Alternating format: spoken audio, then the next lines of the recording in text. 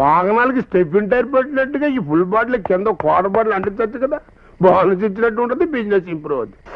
బహుశా దీన్ని కనిపెట్టినోడికి మందు అలవాటు ఉండదు, అందుకే ఈ ఐడియా రాలేదు. నోట్ నుంచి మాట వచ్చిందో లేదో కళ్ళ ముందు టంగన బాటిల్ వచ్చేసింది.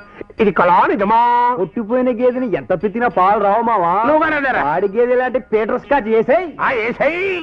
సాయంకాలం అయ్యేసరికి సారాకి దిక్కులో ఉండి నా కళ్ళ ముందు స్కాచ్ పెడుతున్నావు అంటే నీ బ్రెయిన్ లో ఏదో సదరంగా ఉండే ఉంటుందిరా, బయట తీసి. ఏ లేదు మావా, ఓ కోటేశ్వరుడు మన వంశీకి తన మనవరాలు నుంచి పెళ్లి చేస్తాడు.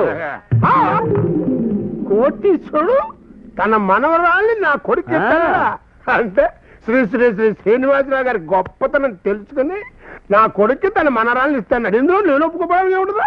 ఓకే, నువ్వు ఒప్పుకోవాల్సిన పెళ్లికి కాదు, మరి ఓ నెల మందు మానేయాలి. చివరిగా గంట సేపు మందు లేకపోతే షాపిల్ల గిల్ల గిల్ల గిల్ల కొట్టుకుని మంతుడేసి మందు మానేలా.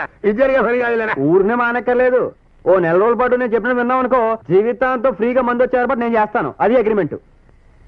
అగ్రిమెంట్ బాగానే ఉంది కానీ నేను మందు మానేయడానికి మా వాడు మ్యారేజ్ కి లింక్ ఏంట్రా?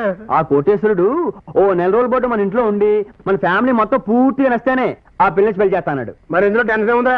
ఆ మంతుడేసు ఆయన ఇంట్లో ఉంటాడు, నేను బార్లో ఉంటాను. లేదు నాన్న, నువ్వు ఇంట్లోనే ఉండి ఒక నెల రోజుల పాటు మంచి తండ్రిగా నటించాలి. నటించడం ఏంట్రా?